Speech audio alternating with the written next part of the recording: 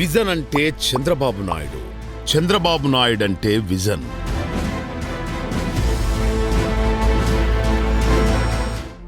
ఒక వ్యక్తి తన కోసం, తన ఇంటి కోసం, తన కుటుంబం కోసం మహా అయితే సంవత్సరం లేదా 2 సంవత్సరాలు ప్రణాళిక చేయగలడు. కానీ తన వారి కోసం కాకుండా తన రాష్ట్ర అభివృద్ధి కోసం, తన ప్రజల కోసం, తన ప్రజల భవిష్యత్తు కోసం, దారిద్ర్య రేఖ దిగువ ఉన్న పేదవారి కోసం బహుకాల ప్రణాళికలు చేయగలిగిన ఏకైక మహా వ్యక్తి శ్రీ నారా చంద్రబాబు నాయుడు గారు. 2020 విజన్ ప్రణాళిక రచించిన హైదరాబాద్ను ప్రపంచంలోనే మహానగరంగా తీర్చిదిద్దారు. 2020 నాటికి ఉమ్మడి ఆంధ్రప్రదేశ్ మొత్తం ఉన్నత స్థానంలో నిలబడాలని, ఆంధ్ర ప్రజలందరూ ఉన్నత స్థానంలోకి వెళ్లాలని కలలుగన్న చంద్రబాబు నాయుడు గారి కల కొన్ని అనివార్య పరిస్థితుల వల్ల ఉమ్మడి తెలుగు రాష్ట్రం 2గా విడిపోవడం వలన 2020 విజన్ పూర్తిగా నెరవేర్చలేకపోయారు. కానీ ఇప్పటి వరకు చంద్రబాబు నాయుడు గారు హైదరాబాదుకు చేసిన అభివృద్ధి ఈరోజు హైదరాబాద్ ఇంత అత్యుత్తమ స్థానంలో ఉంది. తన తెలుగు ప్రజల అభివృద్ధికి తాను చేసిన దిశానిర్దేశం అనివార్య పరిస్థితుల్లో విఫలమైనందుకు చంద్రబాబు నాయుడు గారి మనస్సు చాలా కలత చెందింది. 2014-19 5 సంవత్సరాలు ఆంధ్ర రాష్ట్రానికి ముఖ్యమంత్రిగా ఉన్నా కూడా రాష్ట్ర విభజన వలన కొత్త రాష్ట్రానికి నిధులు లేక కొత్త రాష్ట్రం నిర్మాణంలో తన మునకలై కూడా ఆంధ్ర రాష్ట్రాన్ని అభివృద్ధి వైపు నడిపించారు. కానీ 2019 నుంచి 2024 వరకు వచ్చిన ప్రభుత్వం రాష్ట్ర అభివృద్ధిని, రాష్ట్ర ప్రజల భవిష్యత్తును సర్వనాశనం చేసింది.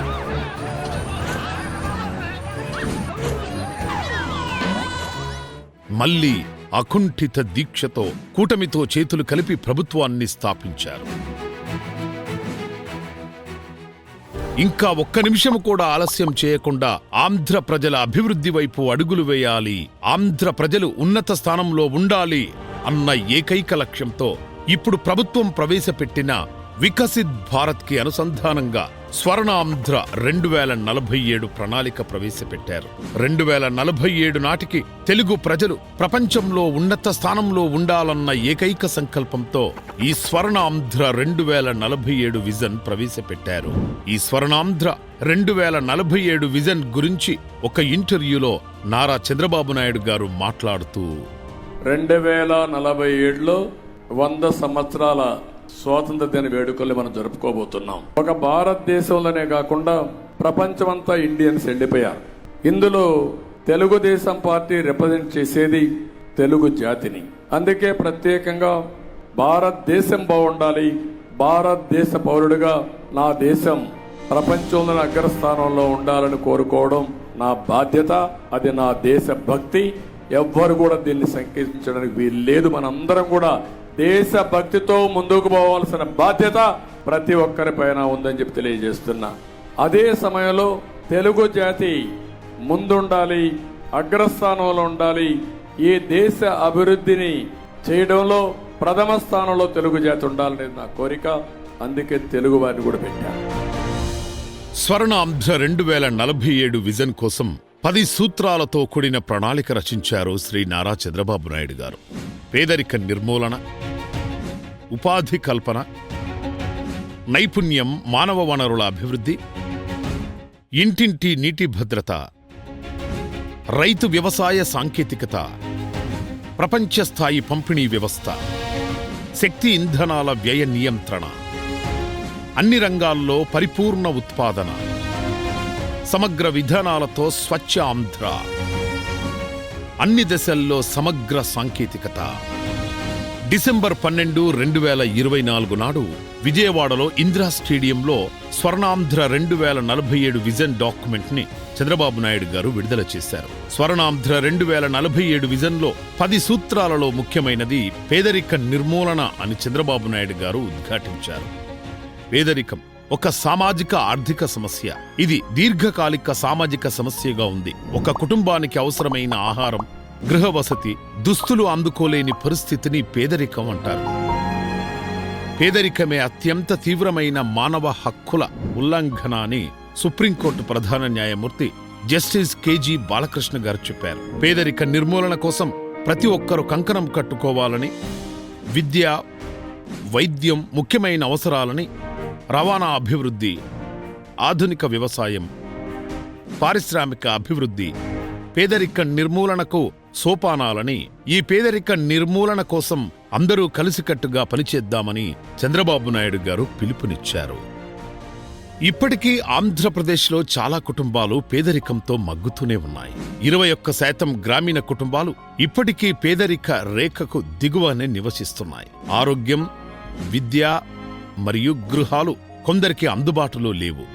మహిళలు, వృద్ధులు మరియు గిరిజనులు వంటి వారు ఇంకా పేదరిక సవాళ్లని ఎదుర్కొంటూనే ఉన్నారు.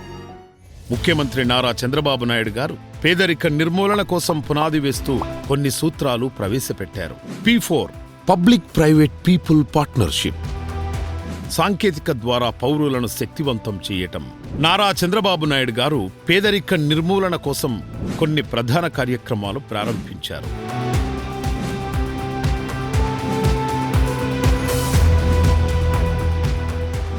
నైపుణ్యత అభివృద్ధి కేంద్రాలు, అందరికీ గృహాలు, నదులు అనుసంధానం.